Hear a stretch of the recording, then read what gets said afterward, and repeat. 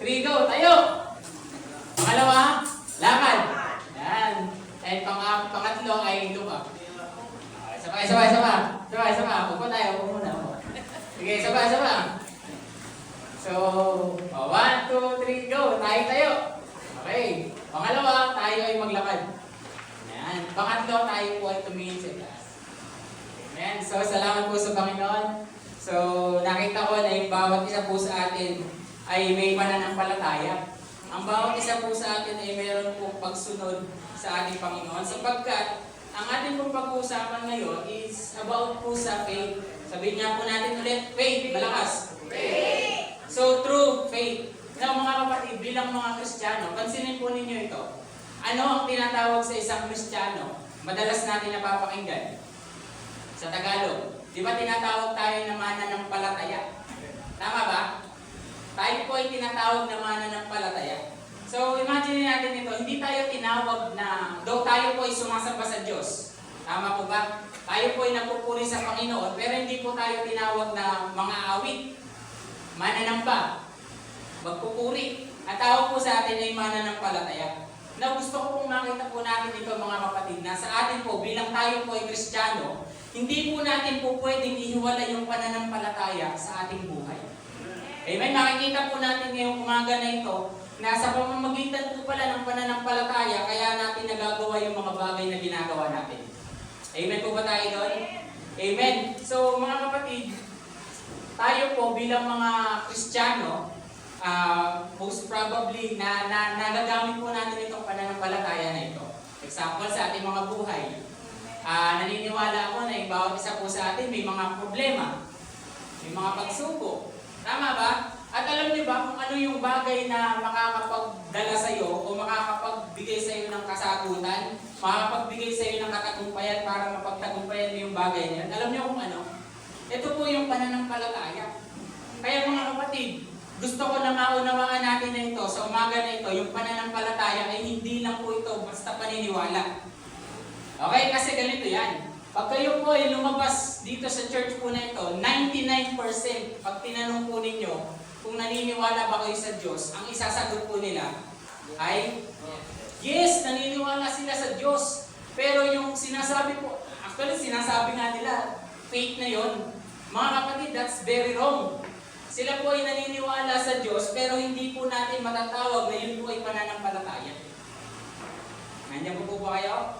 Bakit? Dahil po ang pananampalataya, kung babasahin po natin sa salita ng Panginoon sa Santiago, ito po ang pananampalataya ay patay kapag wala po itong gawa. So, ibig sabihin, sila po ay nananampalataya sa Diyos, pero wala naman po nakikita sa kanilang gawa. Ano sa tingin nyo ang pananampalataya na patay? Ito ba ay maihalin tulad natin sa pananampalataya talaga? Amen? Diba? So ano ba yung tunay na pananampalataya? Ito po ay gumagawa mga kapatid. Ito po ay mayroong pagbabago.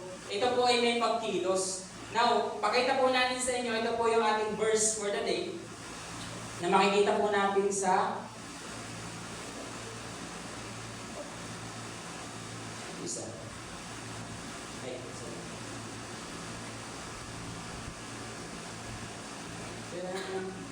Ayun, baba pala. Sorry. So ito, basahin natin sabay-sabay mga kapatid. Ephesians chapter 2 verse 8.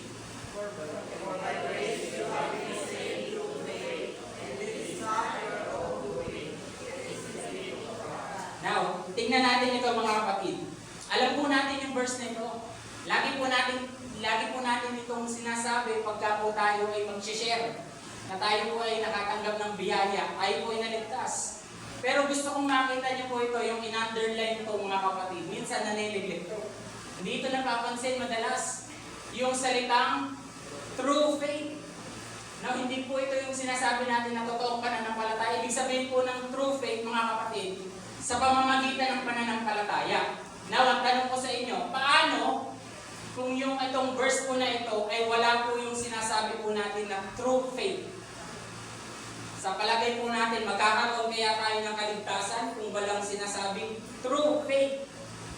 Imagine natin, ito po ay maihalin tulad po natin sa isang, sabihin natin na merong tulay. Na tayo tayo po ay may tulay dyan, tama ba? Imagine niyo po na wala po yung tulay na yon. Wala pong ibang dadaanan, kundi yung tulay lang na yon. Sa tingin mo makakauwi itong mga taga-Santa Talino na to? Sa tingin niyo? Sagatin niyo ako. Hindi. Yung yung kaisipan lang natin yun lang yung daan eh. Walang ibang daan.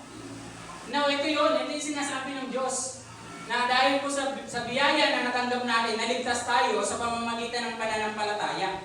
Now, mahalaga po sa atin bilang mga Kristiyano, maintindihan po natin na lahat po ng meron tayo ay buhat po sa biyaya.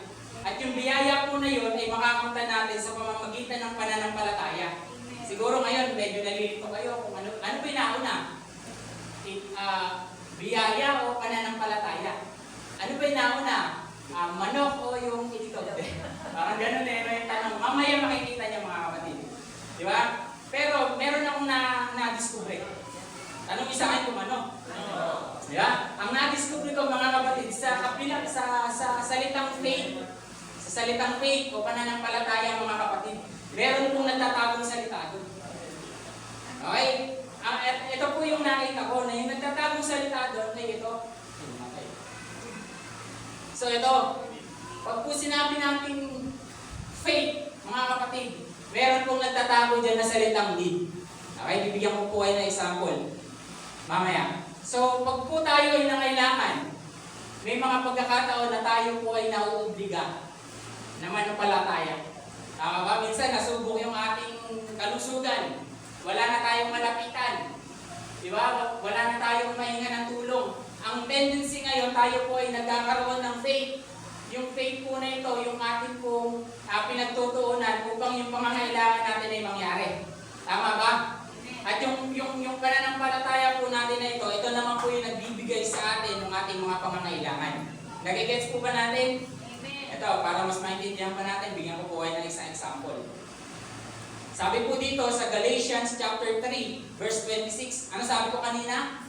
Yung faith ay, ang pinagbumulan po nito is yung salitang need, yung may pangangailangan ka. Basahin ko po ito Sabi po sa Galatians chapter 3, verse 26, for in Christ Jesus you are all sons of God through faith. Now, gusto ko pong maintindihan niyo po ito, na yung pananampalataya po ay nagmula po siya saan? Sa pakikinig ng salita ng Diyos. Tama po ba ako? 2 Corinthians 5:7, kung hindi po ako nagkakamali, na yung salita po ng Panginoon, yun po yung nagbibigay sa atin ng pananampalataya. Now, nasa dun yung salitang nangangailangan tayo.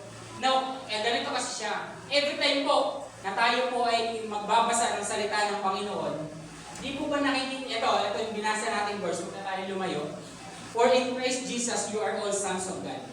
Now, nung una, nung hindi pa tayo nakakakilala ng lubusan sa Panginoon, ang pagkakaintindi natin, lahat ng tao, anak ng Diyos. Tama ba? Pero yun po ay unbiblical. Kasi ang katunayan po nun, lahat ng tao ay ginawa ng Diyos.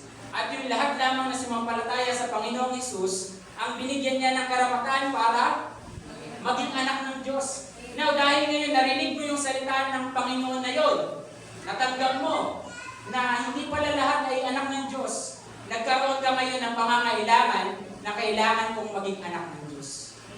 Kaya ngayon pumasok yung pananampalataya. Kaya pansinin po ninyo ito. Sa tuwing tayo po ay nagbabasa ng salita ng Diyos, lagi natin nakikita na may kulang ako. Tama ba? Pag po tayo ay nagbasa ng salita ng Diyos, nakikita natin, napakamakasalanan ko. Meron namang pagkukulang. Doon po pumapasok yung pananampalataya na meron kang kailangan at kailangan mo ng pananampalataya para mabago yun. Tama ba? Nung narinig natin yung salita ng Diyos, nakita natin na yung plano ng Diyos pala sa atin is buhay na ganap at kasiyasiya. Doon po tayo nagkaroon ng pangangailangan na kailangan po natin mangyari sa ating buhay. Now, doon po pumapasok yung pananampalataya. Kaya hindi po pwede natin alisin yung salitang need sa ating pong pananampalataya. Kasi kaya po tayo nananampalataya dahil meron tayong kailangan. Ibig sabihin lang doon mga kapatid, sa buhay talaga natin dito sa mundo, talagang kailangan natin ng pagkilos ng Diyos.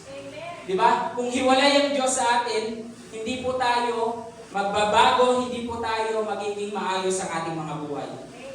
At gusto ko pong ito makita sa inyo mga kapatid.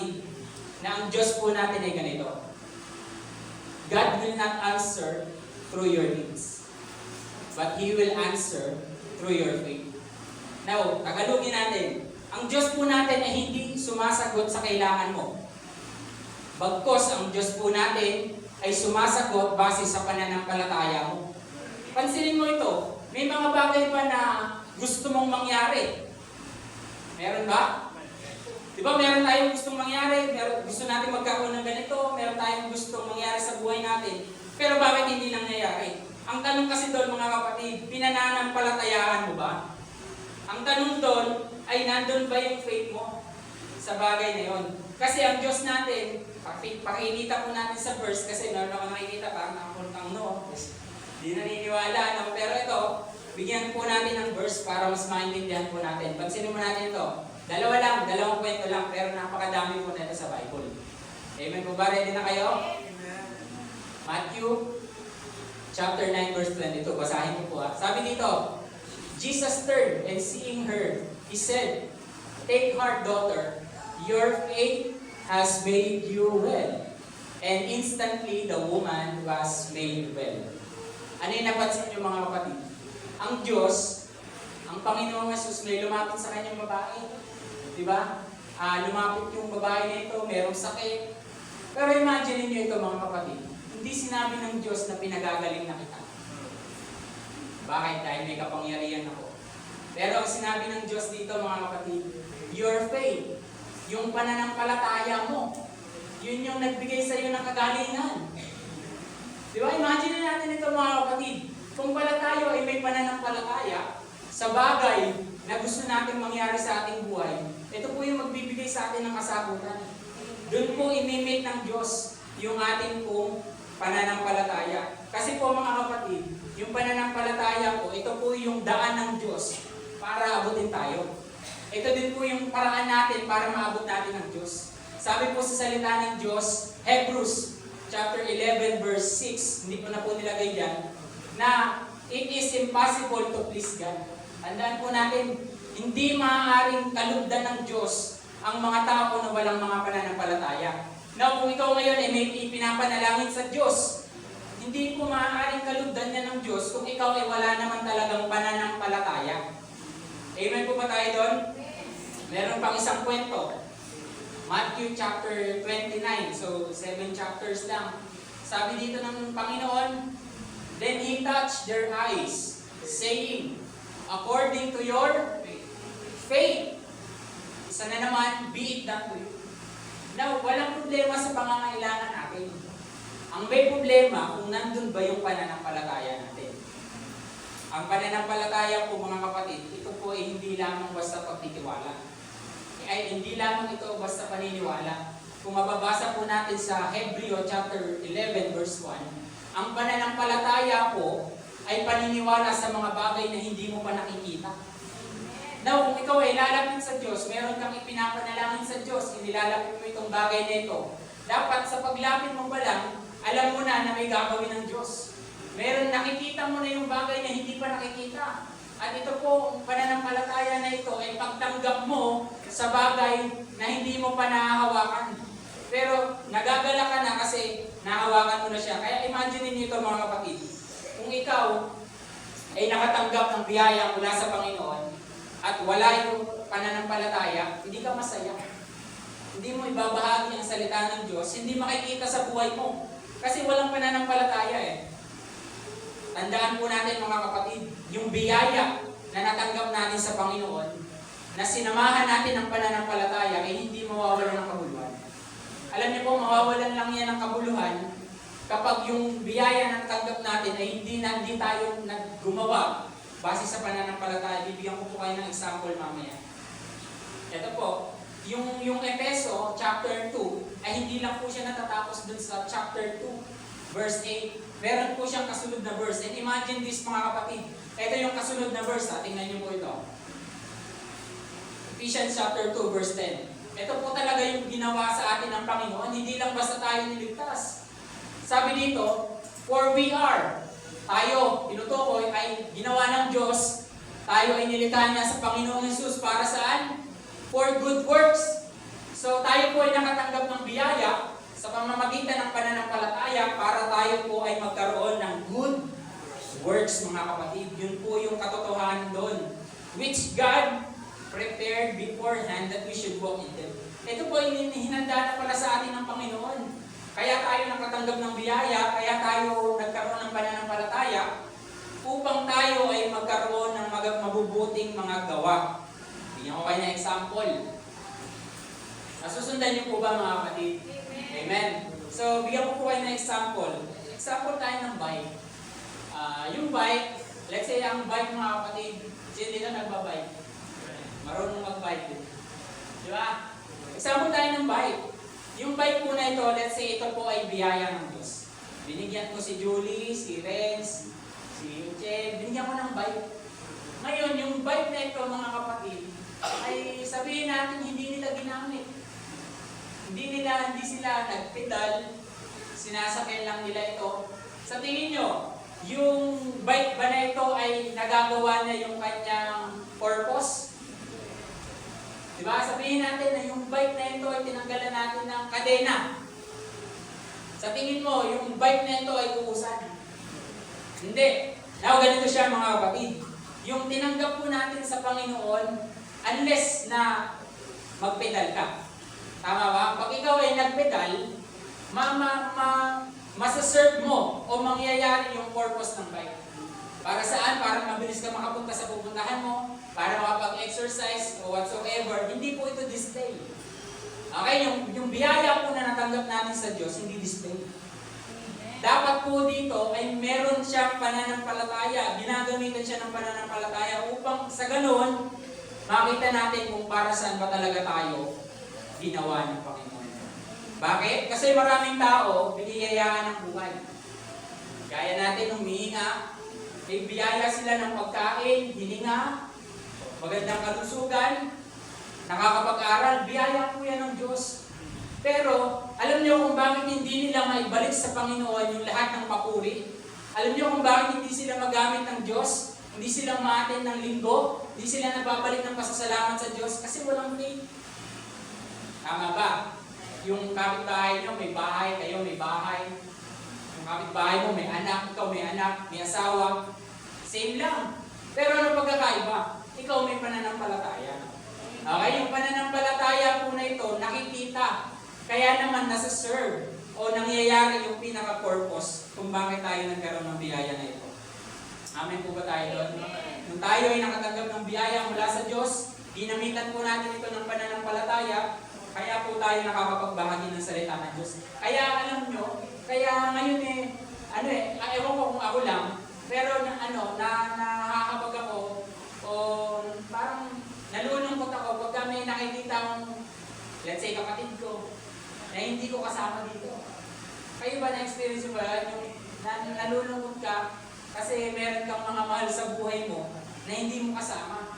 Now, yun po yung reason kung bakit tayo nakatanggap ng biyaya ng Diyos. Isa pang example, para mas maintindihan po natin. Nililay down ko lang po ito para mas maintindihan po natin, mga kapatid, na hindi po tayo po pwedeng mabuhay ng walang pananampalataya. Lahat ng yung kanina, yung ginagawa natin, yung nagtataas ng kamay, nakikita ko sa likod, yung tumatalon. Alam niyo kung bakit niyo nagagawa yun? Dahil yun sa pananampalataya. Kasi hindi po magagawa ng taong walang pananampalataya yun. Yung pumalakpak, yung magpuri sa Panginoon. Pagka walang pananampalataya, hindi niya nakikita yung mga bagay na hindi nakikita. Isa pang example, mga kapatid. Naglagay po ako dito ng isang salamin. Sino dito yung malabo na yung mata? Huwag niyo nasagutin ano. Ito pag ikaw ay malabo yung mata mo, pag tinanggal mo yung mata mo, pag tumingin ka sa akin dito, blurred na. Tama ba? Hindi na nakikita. Tama ba? Pag tinignan niyo ako ng walang salamin, pogi. Pag walang salamin, malabo yung mataya. Pag tumingin sa malayo, pag tumingin sa akin, pogi. Pag nilagyan niyo ng salamin, mas pogi. Siyempre sabi pangit. Pangit daw galing. Pag lumapit lang, joke lang. Pero ito, mga kapatid, ito, ganito siya. Alam niyo ba na yung pananampalataya po natin, ay ito pong example po natin yung salamin. Now, hindi po natin makikita yung biyaya ng Diyos pag wala tayong pananampalataya. Amen. Alam niyo po, napakahalaga po nito matutunan natin bilang mga Kristiyano, na lahat pala ng bagay na meron tayo, lahat pala ng meron tayong mga pagkakataon, even yung talento, yung pagkakataon na nakapag-aral kayo, yung matatalino kayo, sana. Di ba yung nagkaroon tayo ng pamilya, meron tayong hanap buhay mga kapatid. Hindi mo makikita yan pagka ikaw ay walang pananampalataya. Hindi mo makikita na yan pala ay biyaya ng Diyos. Tama ba? Kaya sa bawat araw, sa bawat buhay natin, lagi po natin gamitin, lagi po natin ipamuhay yung pananampalataya. Lagi po natin gamitin yung ating pananampalataya. Kasi doon natin makikita na lahat ng meron tayo, biyaya lang po talaga ng Panginoon. Pansinin niyo po ito, kaya may mga tao, bilyonaryo, milyonaryo, hindi nila makita, hindi nila kaya magpasalamat sa Diyos. Hindi nila makilala na lahat ng bagay na meron sila ay galing sa Diyos. Bakit? Kasi walang pananampalataya. Kaya mga kapatid, yung pananampalataya, hawakan mo. Yung pananampalataya, i-exercise po natin. Gamitin po natin kasi tayo po ay tinawag ng Diyos bilang mananampalataya. Hindi po natin po pwedeng alisin yun. Na sa lahat ng ginagawa natin, nananampalataya tayo. Alam niyo po, sa lahat ng tumatayo po dito, hindi po talaga biro. Pero dahil lang po talaga sa biyaya na may pananampalataya, kaya po natin ito nagagawa. Hindi ko alam kung ako lang nakaka-experience Pero lagi pong dumadating sa pagkakataon na gusto ko na mag-chat kay Pastor, wala akong ma-receive, Pastor, wala akong maituro, ganito, ganyan, ikaw muna. Pero alam niyo kung bakit tayo nagpapatuloy, kung bakit natin ginagawa yung mga bagay na ito. Yung pagtugtog, paulit-ulit, di ba? Tapos pagagalitan ka pa ng leader mo. Sorry na sa inyo, di ba? Pero alam niyo kung bakit nyo nagagawa yan, yung pag-attend nyo ng church. Meron kayong naiwan sa mga bahay, tama ba? Meron kayong alalahanin, bukas, pasukan na naman, iintindihin nyo yung pangangailangan ng anak nyo. Di ba? Iisipin mo kung paano ka makakatagpos ng pag-aaral. Pero dahil lang po sa pananampalataya mga kapatid, kaya tayo nagpapatuloy dito. Kasi alam natin na mayroong magandang plano ang Diyos. Alam natin na pag inuna natin ang Diyos, yung mga bagay na pangangailangan natin ay idaragdag lamang sa atin ng Panginoon. At naniniwala po ako na sa mga oras po na ito, ang bawat isa po sa atin, dahil tayo po ay kumilala sa Panginoong Hesus, tayo po ay may pananampalataya na. Magsabi nga ng amen yung may pananampalataya. Amen. Tunay na tayo po ay may pananampalataya. At dahil tayo po ay may pananampalataya, tayo po ay papasok na sa ating life application. Okay po ba tayo doon? Yes lang, ano? Sige, sa life application na po tayo mga kapatid. So, meron po tayong tatlong bagay na pag-aaralan. So, unang bagay na ating dapat matutunan sa ating pong pananampalataya para magpatuloy tayo. Kasi mga kapatid, meron din pong kwento sa Bible na kung saan ang kanilang pananampalataya ay iniiwan nila. Tama ba? Meron mga tao na umalis sa Panginoon, hindi na nagpatuloy sa Panginoon, iniwan nila yung pananampalataya nila. Pero mga kapatid, habang tayo ay nabubuhay, asamin natin, naisin natin na yung pananampalataya po na ito ay lagi nating panghawakan, lagi nating sa buhay. At meron tatlong bagay para mas magpatuloy tayo sa Panginoon sa pamamagitan ng pananampalataya. Ready? So number 1 mga kapatid, we need to stand firm. Sabihin nga po natin, stand firm. Sino? Tabay mo kanina, di ba? So, yun po ay tanda po ng ating pananampalataya. Sabi po dyan sa 1 Corinthians, chapter 16, verse 13. So, talagang wala talaga dapat yun Kan ba kasi ginamit ko, hindi ko alam kung bakit. Ganun pala yun, ano? Sorry. So, 1 Corinthians, chapter 16, verse 13. Sabi dito mga kapatid, be watchful, stand firm in the faith, act like men, and be strong. So sabi dito, ikaw daw ay maging mapanalanginin, tayuan mo yung pananampalataya mo, tatagan mo. Ikaw ay magpakalalaki at ikaw ay magpalakas. So imagine natin ito mga kapatid. Sa atin po kasi bilang tayo po ay mga Kristiyano, hiniram ko muna yung picture ko rin. Okay lang ba? Diba? So sa atin po bilang mga Kristiyano, bilang mananampalataya, tandaan po natin ito mga kapatid. Tayo po ay nasa gera. Tayo po ay nasa labanan. Wala po tayo sa papetiks-petiks. Tayo po ay nasa gera na kung saan ay merong mga kaaway po talaga. Gustuhin mo man o hindi, tayo po ay merong kalaban. Eh, ang gusto sa atin ng Panginoon, ang gusto kasi ng kaaway ganito. Kapag nakita niya na yung pananampalataya mo ay matindi, tingnan mo ito. Kapag yung pananampalataya mo ay matindi, matindi rin ang pagsubok. Tama ba? Pag nakikita ng kaaway na ikaw ay mas lalong lumalapit sa Diyos, kapag ikaw ay nakita ng kaaway na mas lalong nagsusumamo o nagpapagamit sa Diyos, pansinin mo lang, ba't ang daming pagsubok? Di ba? Ba't ang daming problema? Alam niyo kung bakit? Kasi ayaw ng kaaway ng gano'n. Kaya tandaan po natin mga kapatid, sa mga pagkakataon na tayo po ay merong mga pagsubok, meron po tayong kinakaharap na mga problema, tayuan po natin. Alam niyo po, yung pananampalataya po natin sa Panginoon, yung ginagawa po natin sa Diyos, napakahalaga po na tinatayuan po natin yun. Amen po ba tayo mga kapatid? Sabi po sa Ephesians chapter 6 verse 12, sabi dito, "For we do not wrestle against flesh and blood, but against the rulers, against the authorities, against the cosmic powers, over this present darkness, against the spiritual forces of evil in the heavenly places." Now, matitindi po ito mga kapatid. Kasi yung ating pong laban ay hindi po sa laman at dugo, kundi sa mga kapangyarihan na bumabalot sa sanlibutan na ito. Mga, sabi pa dyan, no? Spiritual forces of evil. Now, kung ikaw ay Kristiyano ka, wala kang pananampalataya, hindi mo tinatayuan yung pananampalataya mo, mga kapatid, bibigay ka. Di ba? Hindi ka makakatagal. Ito narinig ko lang ito sa tatay ko kasi sundalo. Alam niyo ba na ang pinakamahirap sa isang sundalo na pagkakataon is, sabi niya, yung pagka kayo ay dadaan sa ilog. Pagka kayo ay dadaan sa tubig. Kasi wala talaga kayong kawala doon. Wala kayong vulnerable ka. Di ba? At saka isa pa, yung kapag kayo po gabi, pagka kayo po ay natutulog, hindi po ako nagkakamali.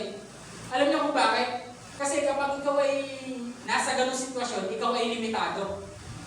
Nakahiga ka, hindi ka nakatayo, hindi ka nagbabantay. Mga kapatid, ganun din po sa ating pananampalataya. Tayo po ay nasa labanan.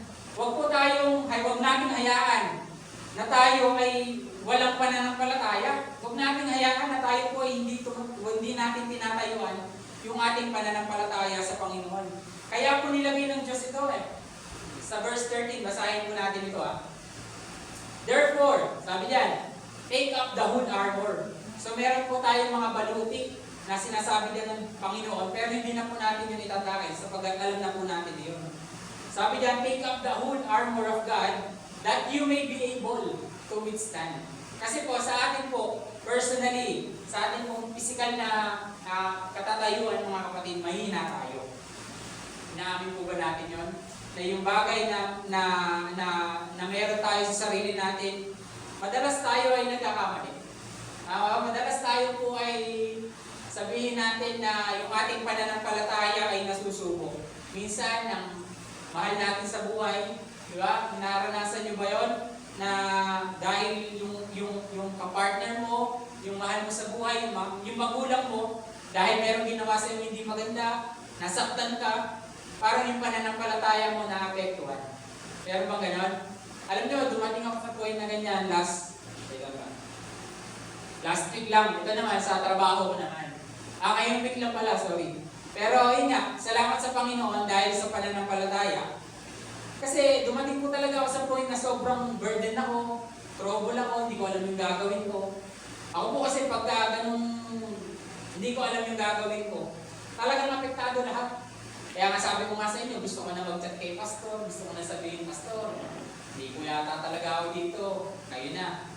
Parang ganun May mga pagkakataon na ganun. Alam niyo kung bakit? Kasi po, dumadating yung pagkakataon na hindi ko na tinatayuan yung pananampalataya. Nawawala yung salita ng Diyos. At alam niyo ba, meron po tayong tinatawag na, hindi ko po alam yung term pero sa utak po natin mga kapatid, ito siya. According sa science po, kapag ang Kristiyano po o ang tao na hindi pa nakakakilala sa Panginoon, ay meron pong sinasabi natin na yung ginagalawan ng utak niya. Okay? Pag yung ginagalawan po ng tao na ito sa utak niya, pag puro negative po, yung kanyang naiisip, ito po yung mga tao na, pansinin nyo, may mga tao na mga nade-depress.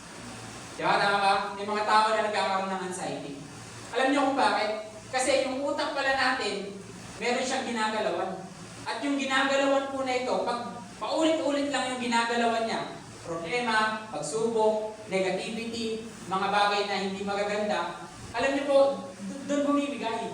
Pero alam niyo, na napag-aralan po ito sa isang science po, na kapag pala ang tao ay nakapakinig ng salita ng Panginoon, yung utak po natin na ito ay gumagawa ng bagong iikutan niya. Okay, search niyo na lang. Hindi ko kasi natandaan narinig ko lang Yung ngayon, kung ikaw ngayon ay may problema, may alalahanin, hindi mo alam yung gagawin mo. Kapag ikaw ay walang salita ng Diyos, walang iikutan ito. Walang bagong sabihin natin ng mundo. Hindi mo makakayang i-overcome yan. Kaya nung time na nakapakinig lamang po ako ng salita ng Panginoon, nung Friday, kasi sobrang burden na ako, trouble na ako, hindi ko na alam gagawin ko. Sabi ko nga sa asawa ko, buhayin mo na ako. Kaya sabi ko nga, mag-resign na ako, hanap na ako trabaho, ganito, ganyan. Kasi yun pala, yung utak ko puro negative. Hindi ko nakita ngayon na yung salita ng Panginoon ay gumagawa ng panibagong utak. Panibagong gagalawan sa utak natin. Now, ito mga kapatid, every time na tayo po ay magkakaroon ng pagsubok, nabibigay na tayo, mga kapatid, lumapit tayo sa Diyos. Amen. Manampalataya tayo sa Diyos, basahin natin ang salita ng Panginoon, ayuan natin. Oo, hindi naman madali pero mahalaga mga kapatid na tayuan po natin ito upang magpatuloy tayo sa ating pananampalataya sa Diyos. Amen. Sabi po dito sa Hebreo, so bigyan ko po kayo ng isang kwento. Hebreo chapter 11 verse 7. Pagka po kasi binasa po natin yung Hebreo mga kapatid, especially sa 11, makikita po natin dito yung mga lingkod ng Diyos. Na ginamit ng Diyos and nakakabilib nung binabasa ko po ito. Minsan nadi-disregard ko. Hindi ko siya napapansin. Madalas. Pero alam niyo ba, na lahat ng tao na ginamit dito ng Diyos, laging by faith. Imagine niyo ito even yung pagbibigay ni Abel, hindi naman dahil lang binigay niya yung tupe. O yung sabihin natin na buhay na hayop At si Cain ay nagbigay ng sabihin natin na root crops, tawag bunga, mga sabihin natin, mga bunga. Hindi naman yun Alam niyo, doon pala natin mababasa na kaya pala talaga siya kinalugdan ng Diyos dahil nagbigay siya ng may pananampalataya. Now, mga kapatid, lumalabas dito na lahat ng ginagawa natin, yung ginawa ni David, tinalo si Goliath, lahat po yun, mga kapatid, pumapasok sa by faith. Okay, kaya napakahalaga po sa buhay natin na yung pananampalataya ay laging namumuna. Ang pananampalataya yung ating kasamang gumawa. Sabi dito, by faith, sabi diyan, Noah, being warned by God concerning events as yet unseen. Now, tingnan niyo ito. Si Noah daw po ay binalaan ng Diyos sa bagay na hindi pa nakikita. Now, ano sabi ko sa inyo? Ang pananampalataya ay nakikita mo yung mga bagay na hindi pa nakikita. So ito, ang Panginoon ay nagsabi ng bagay na hindi pa nakikita, pero dahil sa pananampalataya, ito ay nakita na ni Noah. In reverent fear, constructed an ark for the saving of his household. By this, he condemned the world and became an heir of the righteousness that comes by faith. Now, tingnan niyo po ito mga kapatid. Si Noah, nung time na siya po ay kinausap ng Diyos, nabubunawi ko ang mundo, magpapadala ako ng, magpapaulan ako. Nakita niyo po ito, pinagana ni Noah yung kanyang pananampalataya. na kahit na hindi niya pa nakikita, hindi niya pa alam na may ulan. Di ba? Hindi pa umuulan ng mga panahon na yon.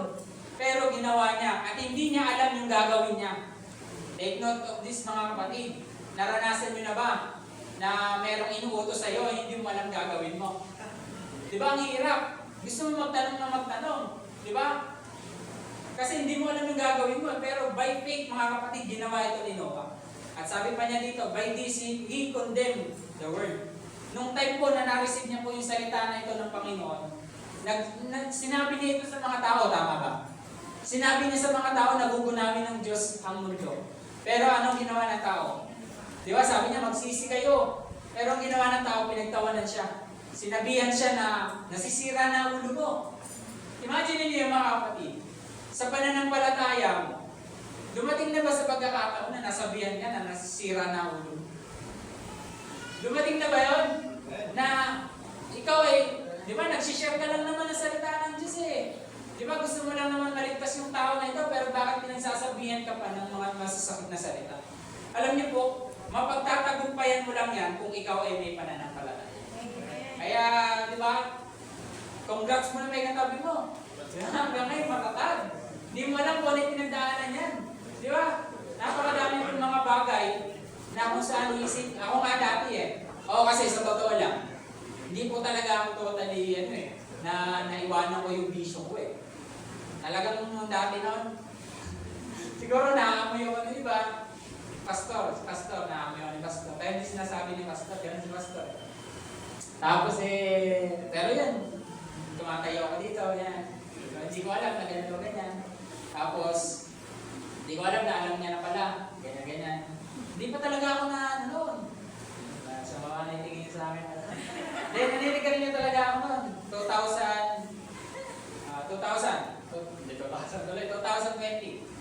Okay, 2021. Nakalimutan ko basta 2020, 2021.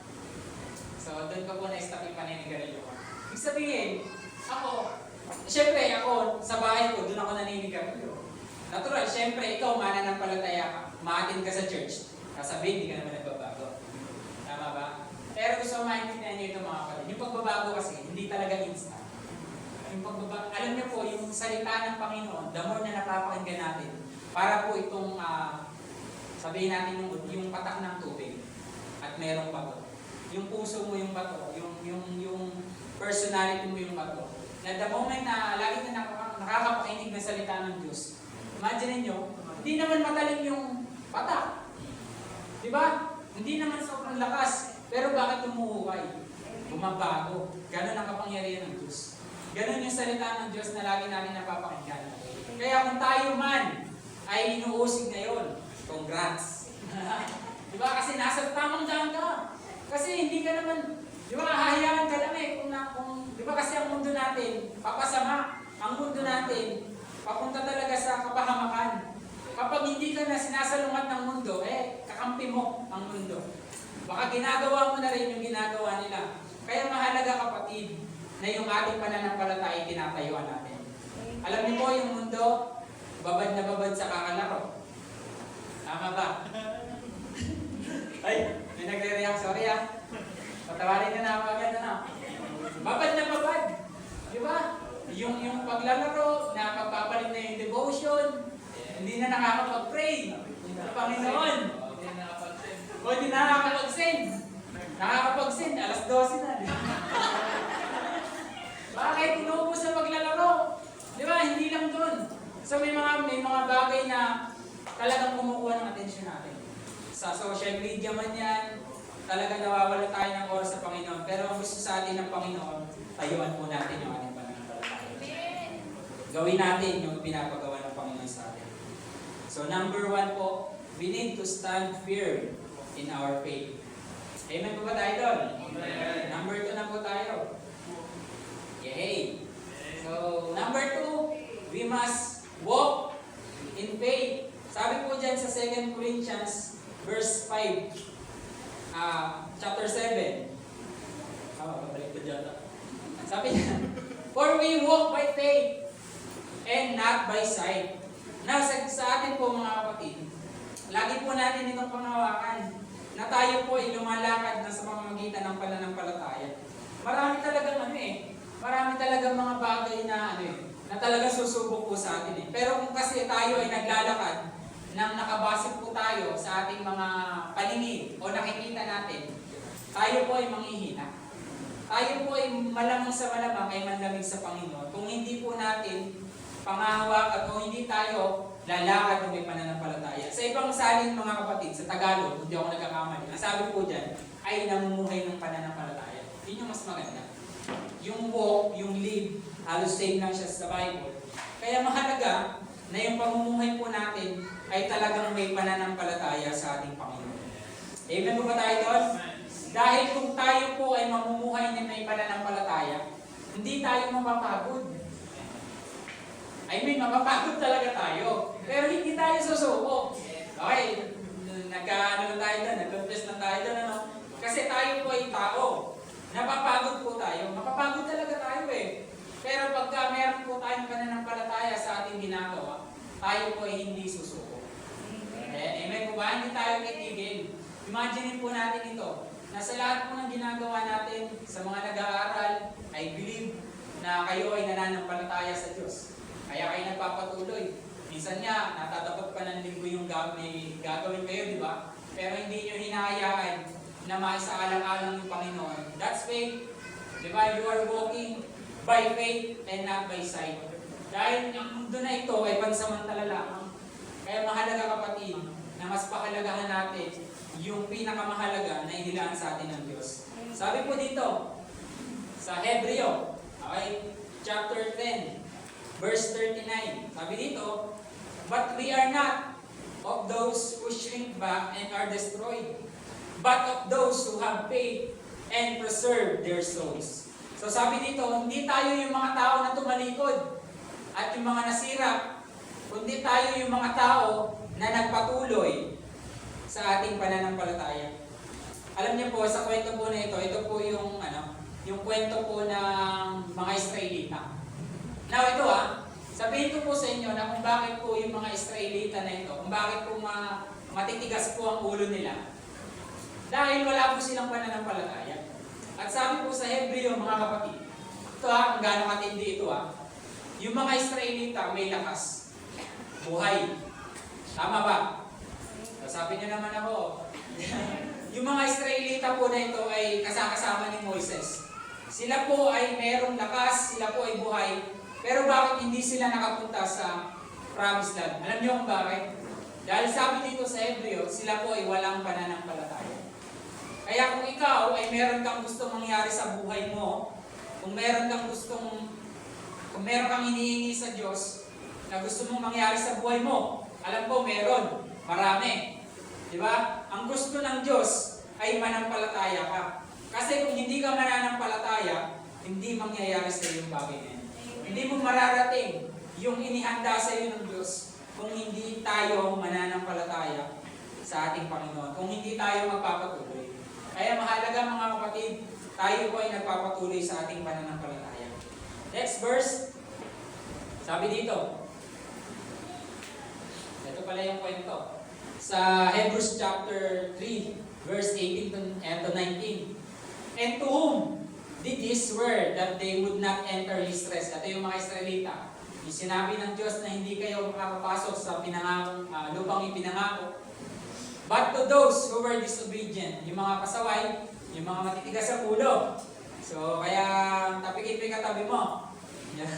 Pagbago ka na, So, sabi dito. So, sa number 19 mga kapatid, sabi niya, so we see that they were unable to enter because of unbelief. Hindi naman sila nakapasok dahil sila ay namatay na. Hindi sila nakapasok dahil sila ay mahihina na. Alam niyo kung bakit hindi sila nakapasok? Wala kasi silang pananampalataya. Kaya mahalaga mga kapatid na tayo may naglilingkod sa mga tumutugtog, sa mga nagpapagamit sa Panginoon, napakahalaga na yung ginagawa mo ay meron ka nakikita kung bakit yung ginagawa. Amen ba? Nakikita mo na yung ginagawa mo is nakalulugod sa Diyos. Di ba? Hindi lang sa sarili natin. Nakikita mo na yung paglilingkod mo ngayon ay mayroong bunga sa kinabukasan mo. sa mga anak mo, di ba? Sa ating mga future generation. Yung ginagawa natin ngayon ay napakalaki ang magiging impact sa ating generation. Kaya napakahalaga po mga kapatid, hindi ka mapapagod eh.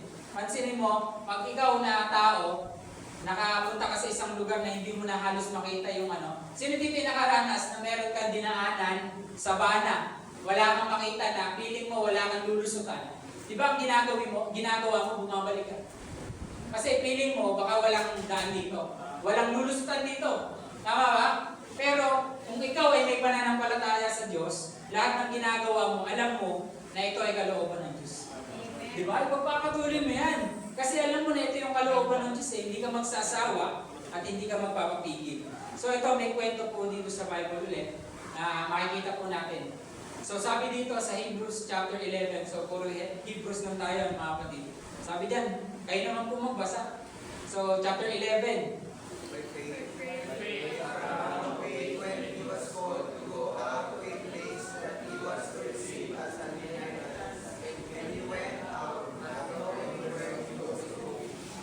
So, si Abraham ay sumunod sa Diyos nung siya ay tinawag at pinapunta sa lugar na kung saan ay hindi niya naman talaga alam.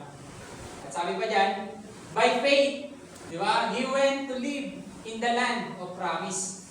Doon siya tumira dahil sa pananampalataya as in a foreign land, living in tents with Isaac and Jacob. Heirs with him of the same promise. And Hebrews chapter 11 verse 10. Sabi pa diyan, for he was looking forward to the city that has foundation, whose designer and builder is God. No, siya daw po ay tumingin sa syudad na kung saan ang foundation at ang gumawa ay ang Diyos. Now, sa ating mga buhay mga kapatid, lagi po natin ganun yung pananaw natin, ganun yung pagtingin natin, na yung bagay na meron tayong kinakaharap. Ito kahit na sabihin po natin na yung buhay po natin ay meron po tayong kinakaharap na pagsubok. Alam niyo po, pag meron pananampalataya yung pagtingin mo dyan, alam mo, hindi mo titingnan yan as a discouragement. Hindi mo titingnan yan na pabigat, hindi mo titingnan yan na upang ikaw ay sumuko. Bagkus titingnan mo yan na ito ay pagpapatatag ng Panginoon sa atin.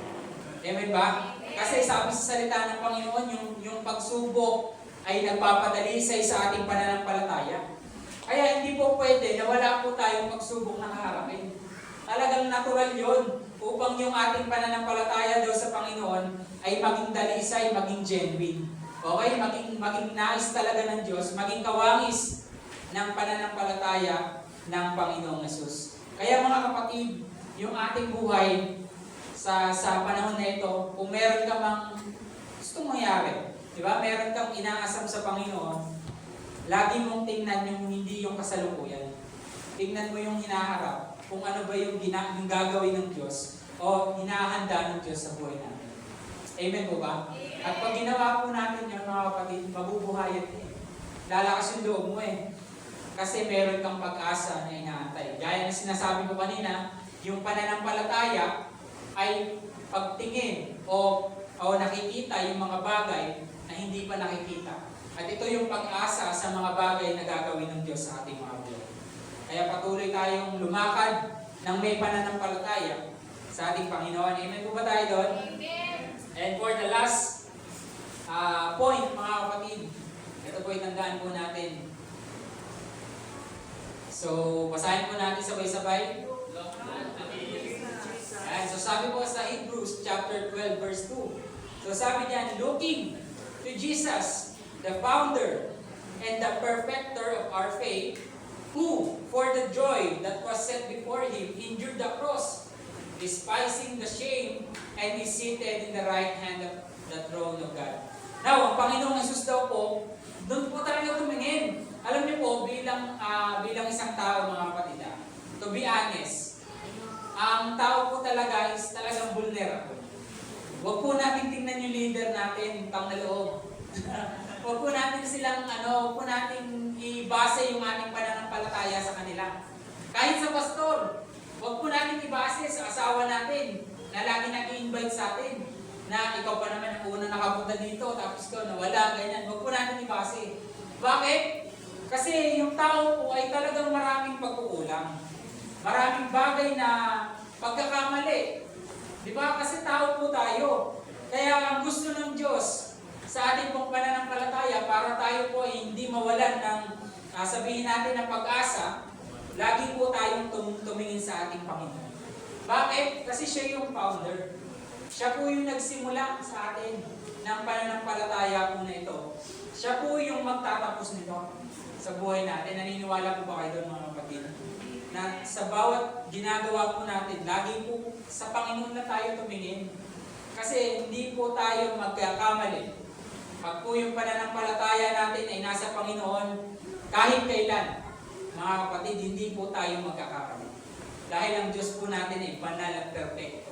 Wala pong bagay na pagkakamali ang ating Diyos. Kaya ano pa magiging dahilan mo para sumuko kung ikaw ay nakatingin sa Diyos? Di ba? Ano pa yung dahilan na sasabihin mo na, Lord, di ako makasunod sa'yo? Eh, nakikita mo nga yung Diyos natin, perfecto.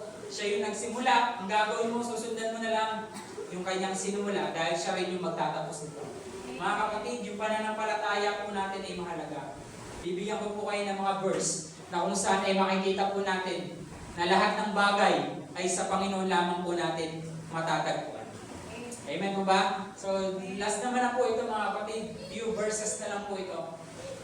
Tatagal mo na. Gamitan mo na ng pananampalataya mo. Sabi dito, sa Romans chapter 3, verse 22.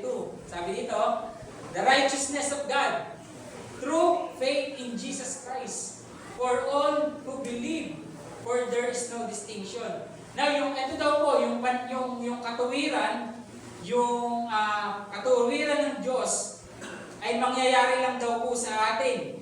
Sa papaanong paraan? Through faith in Jesus Christ. Now, kung ikaw ay gusto mo na yung katuwiran ng Diyos, yung kabanalan ng Diyos ay mangyari sa iyo, ito po ay mangyayari lamang through faith in Jesus Christ. Now, napakahalaga po na ito na huwag po natin naalisin yung ating pong pananampalataya sa ating Panginoon. And isa pang verse, mga kapatid. Sabi dito, Galatians chapter 3, verse 14. Sabi dito, so that in Christ Jesus, the blessing, even the blessing, mga kapatid, of Abraham might come to the Gentiles so that we might receive the promised Spirit through faith. Kanino ulit? Sa Panginoong Yesus. Di ba? Imagine that. Na lahat pala ng bagay na ipinapanalangin mo, lahat ng bagay na gusto mong magkaroon ka, mga kapatid, kung ninanais mo yung pamilya mo, ninanais mo yung buhay mo maging maayos, maging masagana, magamit ka ng Diyos mightily, powerfully, and effectively, na alam ko na gustong-gusto natin mangyari, na tayo ay magamit sa ibang tao, maipahayag natin yung salita ng Diyos. Alam niyo po, mangyayari lang daw po yun in Christ Jesus through faith, dahil po sa pananampalataya. And last verse, sabi diyan, 2 Timothy chapter 3, verse 15. Sabi diyan mga kapatid, and how from childhood you have been acquainted with the sacred writings, mga sulat ng Panginoon, mga kataruan, which are able to make you wise for salvation through faith in Christ Jesus. Now, ano yung bagay na hindi mo matatagpuan sa Panginoon Yesus? Mayroon ba? Gayong sinasabi sa salita ng Diyos, lahat ng bagay ay nasa Panginoong Yesus. Kaya mga kapatid, yung pananampalataya natin hindi masasayang kapag ito ay inilaan natin sa Panginoong Yesus. Hindi tayo, you will never go wrong. Okay? We will never go wrong mga kapatid kapag yung pananampalataya po natin ay nakatingin sa ating Panginoong Yesus. Mahalaga po itong tatlong bagay na ito mga kapatid sa ating pong buhay Kristiyano. Mahalaga na tayo po ay tumatayo sa kabila ng mga pagsubok at problema. Yung pananampalataya po, inilalaban. Hindi po ito tinatalikuran. Okay? Yung ating pong pamumuhay bilang Kristiyano, mga kapatid, ito po ay tinatayuan natin. At yung bagay na kailangan natin, lakas, ano man yan, ay pagkakaloob pa rin sa atin ng Panginoon. At ang mahalaga pa mga kapatid, sa ating buhay mananampalataya, nagpapatuloy tayo.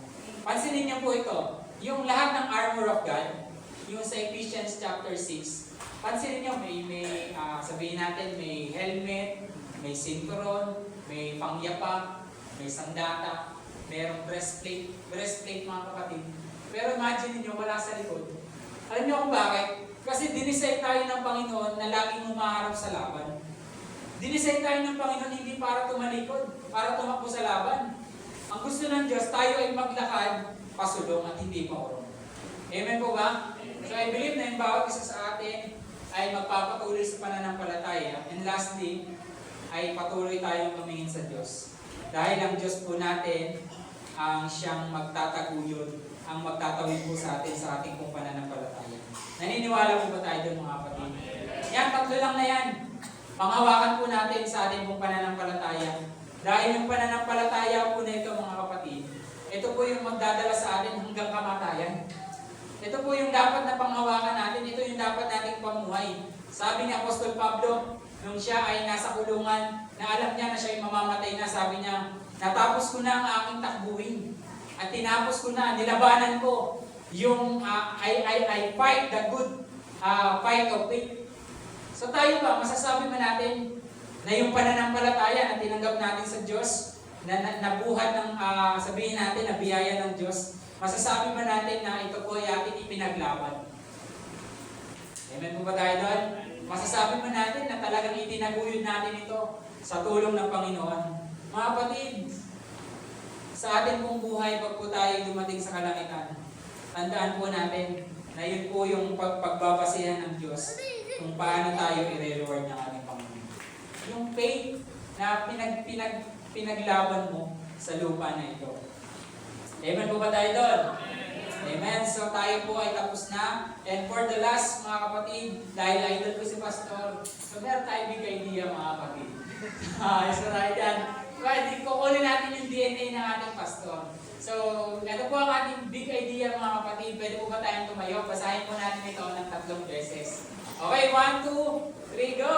In Christ, I have continued my faith. Sama. In Christ, I have continued my faith. Last one. In Christ, I have continued my faith. Amen. Purihin po ang Panginoon dahil tayo po ay binigyan ng Diyos ng genuine faith. So tayo po ay binigyan ng Diyos ng totoong pananampalataya. Nasa Kanya lamang po natin makakasahan. Tayo po ay manalangin sa ating Panginoon. Maaari po tayong yumuko, tayo manalangin sa Diyos. Alam niyo po mga kapatid, sa ating pong buhay bilang Kristiyano, hindi naman sa lahat ng panahon malakas talaga yung pananampalataya natin. Hindi sa lahat ng pagkakataon tayo ay nag-aalab sa paglilingkod sa Panginoon. Alam ng Diyos na may mga pagkakataon po talaga na yung pananampalataya natin ay nasusubok, na yung pananampalataya po natin ay nangihina. Hindi sa lahat ng pagkakataon malakas po. Pero tandaan mo ito kapatid, na kung tayo ay nangihina na, huwag tayong lumayo sa Diyos. Dahil siya yung gumawa, siya yung nagbigay ng pananampalataya na ito. At sabi dun sa kanyang mga salita, siya yung nagsimula, siya rin yung magtatapos. Kaya kung tayo ngayon ay nangihina kapatid, alam ng Diyos, ang gusto ng Diyos, lumapit ka sa Kanya. Ang nais ng Diyos, aminin mo na, Lord, hindi ko kaya. Lord, ako po ay mahina sa mga oras na ito. At nangangailangan po ako ng inyong pong biyaya. Nangangailangan po ako ng pananampalataya na nagmumula po sa inyo. Alam po yan ng Panginoon.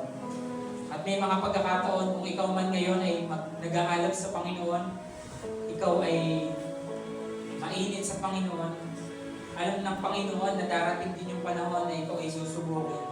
May mga pagsubok. Kaya naman, huwag po tayong manghinawa. Huwag po tayong mawala ng pag-asa. Huwag natin hayaan na hindi po natin tayuan, lakaran. Huwag natin hayaan na alisin natin yung ating paningin sa ating Panginoong Yesus. Dahil the moment na yun ay mangyari, tayo ay manlulugay na yun. Tayo ay mapanghihinaan doon. Tayo ay lalayo sa Diyos. Kaya naman sa mga oras na ito, kapatid, I am giving you the time to talk to the Lord, maaari po natin kausapin ang Diyos. Ang Diyos po natin ay naririto, and He is willing. And He is not just willing, but He is able to do great things sa buhay mo. Kaya kausapin mo ang Panginoon ngayon, kung gusto mo na mag-alab yung pananampalataya mo muli, kung gusto mo na magbalik sa paglilingkod sa Diyos, inaantay lang tayo ng Diyos. Patuloy ng biyaya ng Diyos ay hindi niya inaiaalis sa atin. Ang biyaya ng Diyos ay nariyan lang, hindi niya inaalis sa atin. Ang gusto lang ng Diyos, tayo ay magdesisyon, tayo ay mag-commit, tayo ay maging devoted sa Kanya. Kaya sa mga oras na ito, mga kapatid, patuloy ng bawat isa sa atin sa kapangyarihan ng banal na Espiritu, sa Kanyang salita na makapangyarihan, sa mga bagay na ating napakinggan sa mga oras na ito. Panalangin ko na ang bawat salita na ito ay magbigay ng kalakasan sa ating mga buhay. Hindi lamang sa ating mga pisikal na katawan, kundi maging sa ating kaisipan, maging sa ating mga puso, sa ating isipan, na ang buhay sa mundo na ito ay hindi natatapos kung tayo man ay nagkamali, kung tayo man ay bumagsak. Hindi natatapos ang lahat ng bagay na iyon.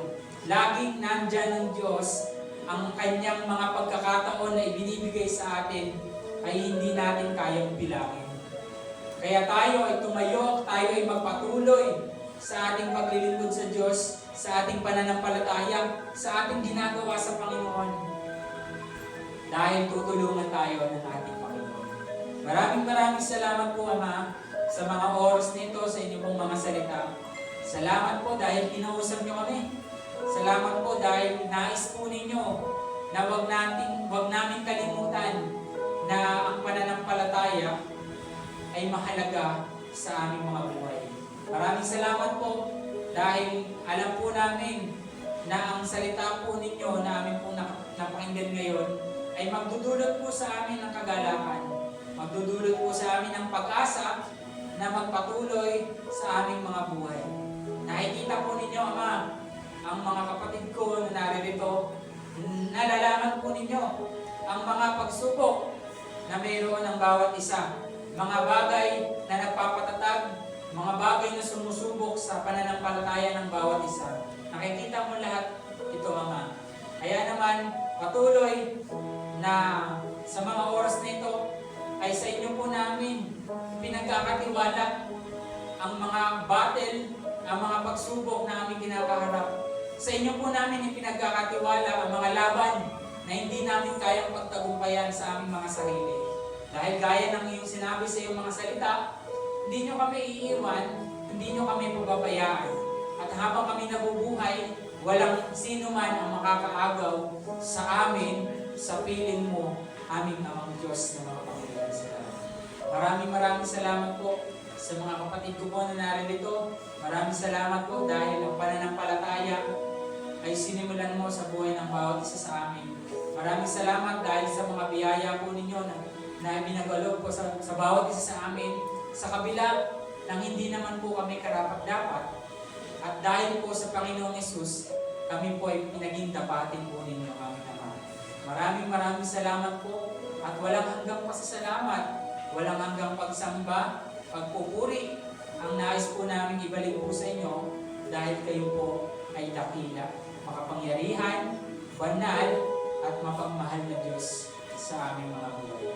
Maraming salamat po at sa natitirang oras ng aming pagpupuri at pagsamba sa inyo, may we enjoy your presence in our midst today.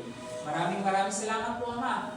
At sa iyo po namin ibinabalik ang pinakamataas na papuri, pagsamba, sa pangalan ng aming Panginoong Hesus at ang bawat isa ay magsabi na Amen. Amen. Sa gusto ng papuri, maaaring na ba tayo po?